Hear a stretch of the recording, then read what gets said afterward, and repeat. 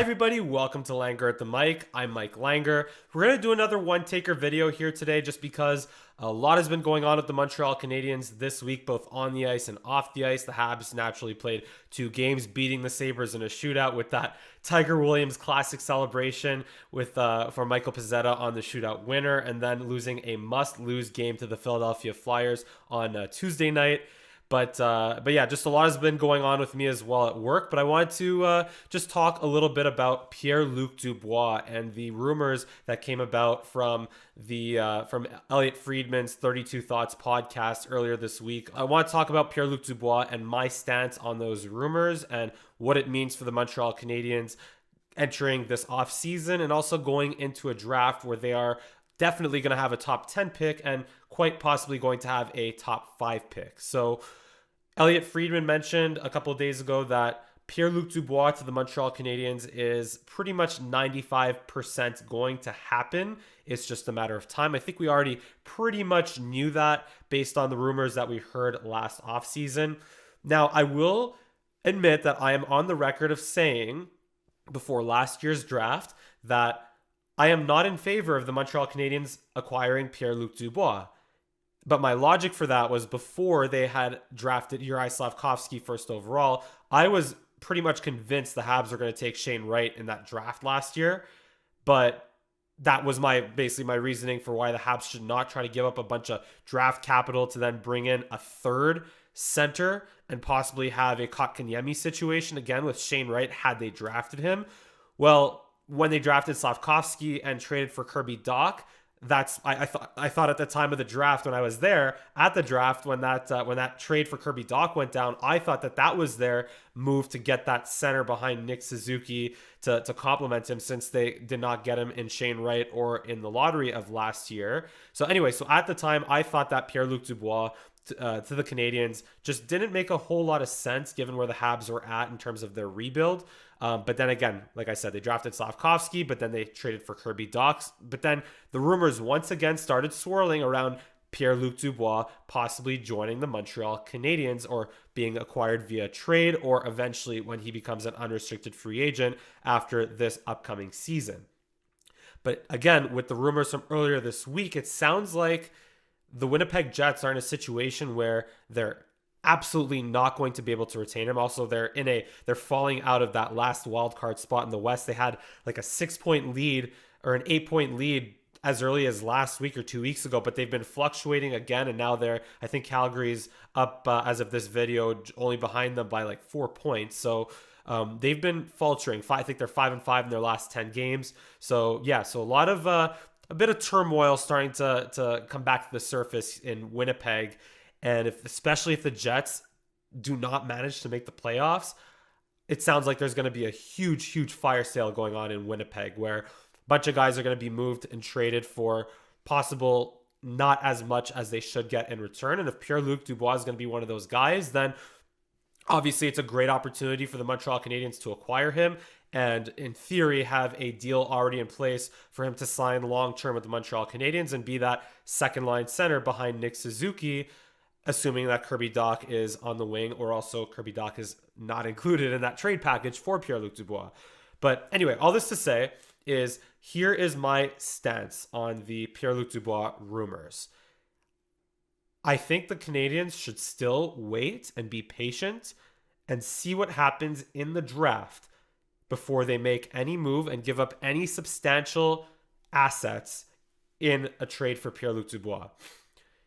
More specifically, if the Montreal Canadiens end up winning the draft lottery and they bring in Connor Bedard at first, like if they have a chance to select Connor Bedard, I honestly think that still doesn't quite change much, because Connor Bedard could end up playing on the wing at the NHL level, possibly. But if the Habs end up selecting Adam Fantilli, I would say that they should absolutely not have to give up anything to get Pierre-Luc Dubois. In other words, they should wait until he becomes a free agent. And if Pierre-Luc Dubois really wants to play in Montreal and become a Montreal Canadien, well, then he'll sign as an unrestricted free agent next summer. Not this coming summer, of course, next summer.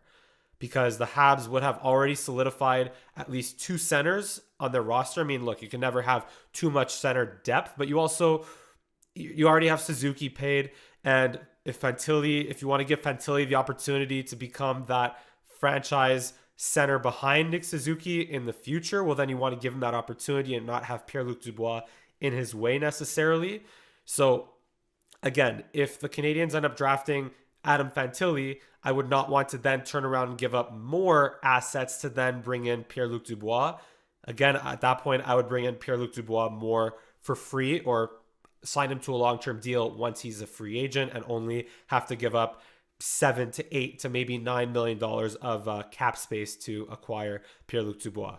However, if the Montreal Canadiens do not win any of the top 2 lottery slots and they fall to number 3 or number 4 or number 5, well then at that point I would be a lot more in favor of acquiring Pierre-Luc Dubois.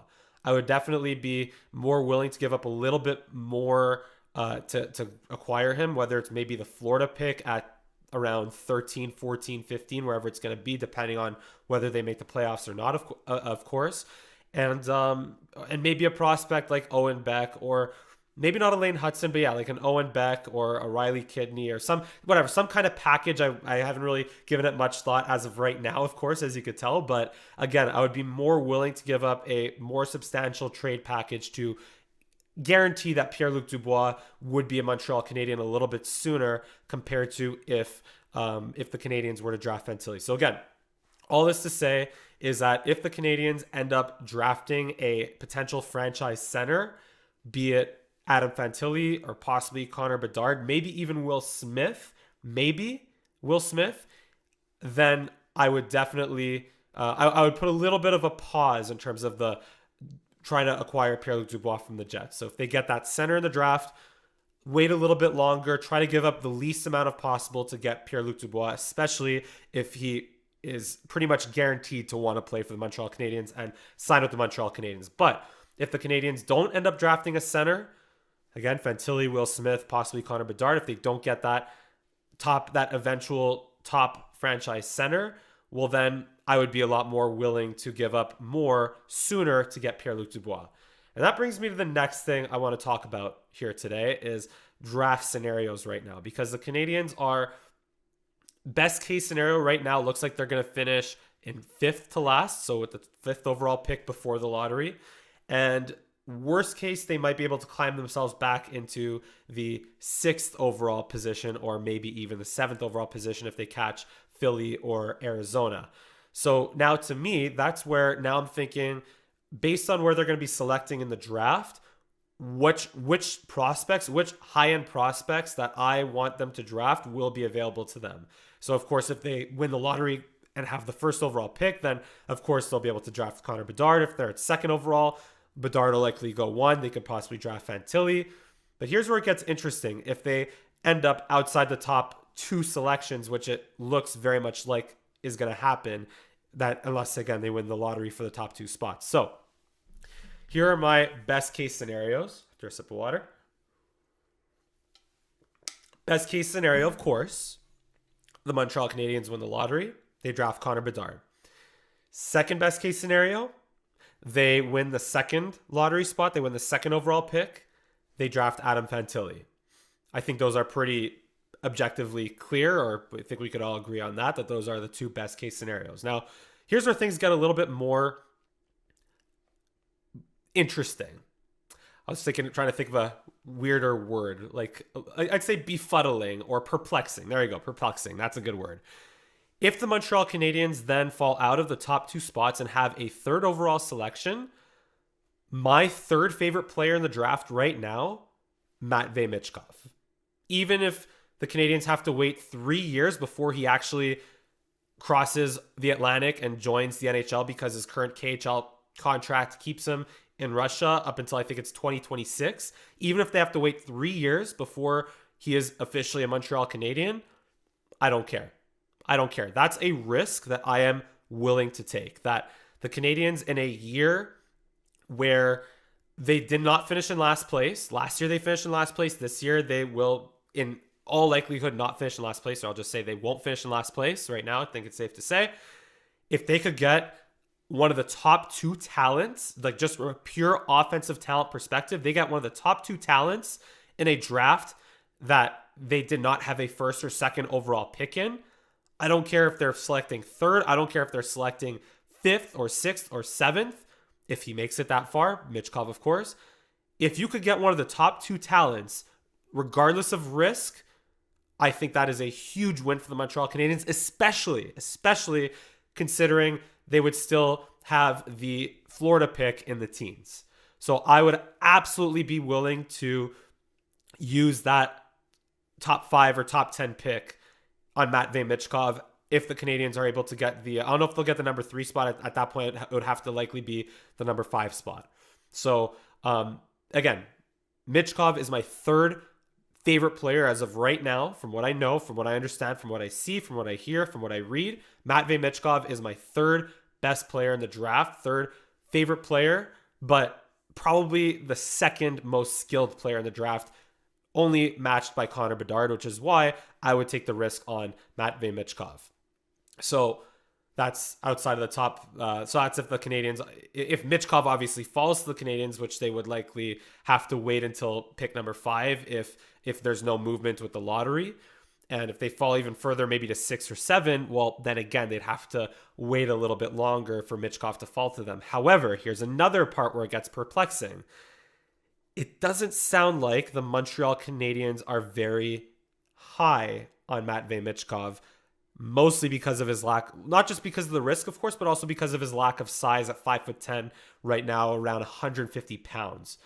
So that is a little bit concerning to me, a little bit, because to me, like I just said, Matt, if Michkov is the second best player in the draft, if you have any pick below the top 2 picks, like the Canadiens, they could afford to take a risk on Michkov. That's what I'm getting. Like, they could afford to take a risk on him because they already got Slavkovsky last year and they have a pick in the teens, and they weren't even supposed to have, if they're going to be the 5th worst team, then why not try to shoot for a home run on what is possibly the second best talent in the draft? So that's where, again, I don't think the Canadiens see it that way, it kind of bothers me, to be honest. So that's why I don't want to set myself up too much for disappointment. But I still think the 5th overall spot is a really good place for the Montreal Canadiens, because even if they don't get Bedard or Fantilli, who will likely go 1st and 2nd overall, then Matvei Michkov or Will Smith or Leo Carlsson, one of those 3 will still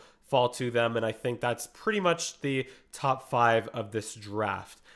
But if the Canadiens start to fall to 6 or 7 because they win more games down the stretch, or because 2 teams that are behind them actually win the lottery to jump ahead of them, well, then that's where things get a little bit even more, not dire, because they'll still get a top 10 player, but they don't get as much of a chance to select the elite talent of the top 5 of this draft. Well, that's pretty much it for this video. Ended up being a 3-taker just because I am actually a little bit under the weather right now and had to battle through a couple of those takes. But once again, let me know in the comments section what you think about the Pierre-Luc Dubois situation. And of course, let me know if you think that Matvei Michkov is worth the risk of being selected inside the top 5.